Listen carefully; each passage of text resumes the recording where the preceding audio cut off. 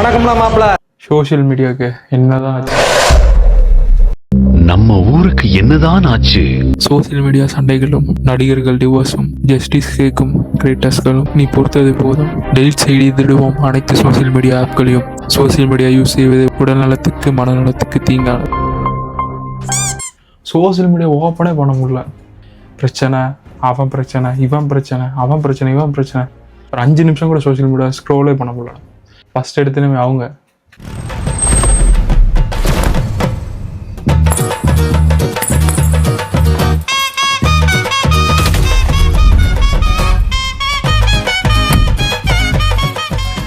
அவங்களோட வீடியோஸ்லாம் எப்படி இருக்குன்னா கொஞ்சம் அந்த மாதிரியான ஃபோட்டோஸ்லாம் ரீல்ஸ் எல்லாம் ஷேர் பண்ணியிருக்காங்க. ஸோ இப்போ என்ன பிரச்சனைனா அவங்க வந்து ஒரு சப்ஸ்கிரிப்ஷன் ஒரு பிளானு நம்ம மெட்டாமா ஒன்று விட்டுருக்காரு.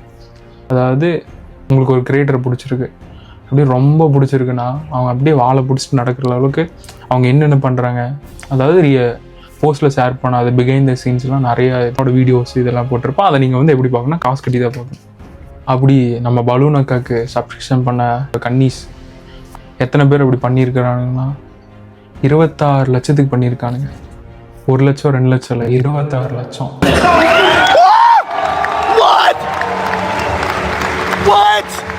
ஐடியில் கூட அவ்வளோ சம்பளம் இல்லைடா. ஸோ இப்போ இங்கே வரவங்களாம் இப்போ பேசிக்காக இப்போ நானே ஃபஸ்ட்டு வீடியோ நான் ஷூட் பண்ணிருக்கேன்னா எனக்கு வந்து ஒருத்தரோட இது வேணும். அதாவது நான் இவரை மாதிரி ஆகணும், அதாவது ஒரு மென்டாராக எடுத்துக்கணும். இப்போ நான் இவரை பார்த்து நான் இப்படி வந்திருக்கேன்டா அப்படின்னு சொல்லிட்டு ஒரு இதை எடுத்துக்கணும். ஸோ நான் யூடியூப் பார்த்துட்டு இருக்கப்போ நான் வந்து பார்த்து வந்தது வந்து ஒருத்தரோட வீடியோ பார்த்தா ஓகே நம்மளுக்கு இது பண்ணால் செட் ஆகும்னு சொல்லிட்டு நான் ஓகே அதுலேருந்து இறங்கலாம்னு சொல்லிட்டு ஃபஸ்ட் வீடியோ ரெக்கார்ட் பண்ணுறேன். 1 டேக்கு பல பில்லியன் பேர் வந்து யூடியூப் சேனல் ஓப்பன் பண்ணுறாங்க, இன்ஸ்டாகிராம் அக்கௌண்ட் ஓப்பன் பண்ணுறாங்க, வீடியோஸ் போஸ்ட் பண்ணுறாங்க, எல்லாமே பண்ணுறாங்க.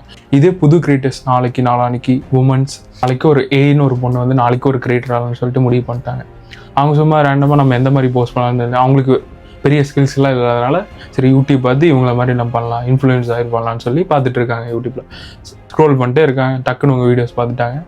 என்னடா கம்மி போஸ்ட் போட்டிருக்காங்க, அதுக்குள்ளே 1 மில்லியன் அடிச்சிட்டாங்களே, இந்த அக்காவோட கண்டென்ட் பார்க்கலாம், நம்மளும் இப்படி பண்ணால் ரீச் ஆகிடலாம் அப்படின்னு சொல்லிட்டு அவங்களுக்கு பண்ண ஆசைப்படும். அதை பார்த்து இன்னொருத்தன் பண்ணுவோம், அதை பார்த்து இன்னொருத்தன் பார்த்தா அப்படியே வளர்ந்துட்டே இருக்கும். இப்படி நினச்சி பாருங்களேன். இப்படி இருந்தால் நீங்கள் என்ன பதில் சொல்லி நினச்சிக்கலாம். நீங்கள் சொல்கிறதெல்லாம் ஓகே, நான் இது பண்ணுறேன், நான் டேலண்ட் அப்படின்னு எதனாலும் சொல்லிக்கோங்க. நான் ஒரு சிம்பிளான ஒரு இது சொல்கிறேன், அவங்களால திங்க் பண்ணி பார்க்க முடியுமா? நாளைக்கும் உங்கள் ஃபேமிலியில் ஒரு ஃபங்க்ஷன் வருது, உங்கள் ஃபேமிலியில் ஃபங்க்ஷனுக்கு போகிறீங்க. ஃபேமிலி ஃபங்க்ஷனில் ரிலேட்டிவ்ஸ்லாம் கேட்குறாங்க, என்னம்மா பண்ணிருக்க, காலேஜ்லாம் முடிச்சிட்டேன், என்ன பண்ணிருக்க அப்படின்னு கேட்குறாங்க. நீங்கள் என்ன சொல்லுவீங்க? கிரியேட்டர்னு சொல்லுவீங்க. எந்த மாதிரிமா கண்டென்ட்லாம் மேக் பண்ணிகிட்டு இருக்க அப்படின்னு கேட்டால் என்ன பதில் சொல்லுவீங்க? அரகோர ட்ரெஸ்ஸில் செல்ஃபீஸ்லாம் எடுத்து போட்டிருப்பேன், I posting on selfie, mirror selfies அப்படின்லாம் சொல்லுவீங்களா? உங்கள் அப்பா அம்மாட்ட காட்ட முடியுமா? அந்த பெருமையை ரோட்டில் வந்து கொண்டாட முடியுமா? கேட்டது ஒரு பேடான இன்ஃப்ளூயன்ஸ் தான். ஆனால் நம்ம ஒரே ஒருத்தர் வேணால் சொல்லலாம், உங்களை தான் சொல்லணும். ஒவ்வொருத்தரும் சப்ஸ்கிரிப்ஷன் பண்ணியிருக்கான் மந்த்லி 399. இந்த 6000 பேர்த்தில் ஒரு 1000 பேர் அந்த காசு சேர்த்து வெளியே போய் ஹெல்ப் பண்ணியிருக்கலாம். இதை நான் சொல்லக்கூடாது, இதெல்லாம் சொல்கிறேன். இதை நான் வெளியே போய் ஹெல்ப் பண்ணியிருக்கலாம். அந்த 6000 பேர்த்துல இந்த 1000 பேர் போட்டால் ஹெல்ப் பண்ணியிருக்கலாம்.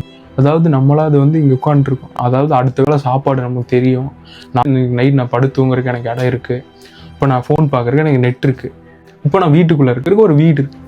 ஆனால் இது இல்லாமல் எத்தனையோ பேர் இருப்பானுங்க. அப்படிலாம் திங்க் பண்ணாத பீப்புள்ஸ் தான் வந்து இந்த மாதிரி காசு கட்டி இந்த மாதிரி ஃபுல்லாக அந்த காஜி வெறி பிடிச்சி திரியிறானுங்களா, அவனுக்கு தான் ஓப்பனாக சொல்லணும்னா அதான் அக்கா ட்ரெண்டான வீடியோ இதுதான்.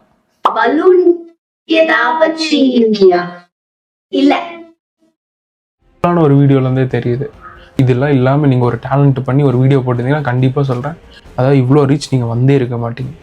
Take more times. இங்கே ஒரே விஷயம் தான், சிம்பிள் லாஜிக்.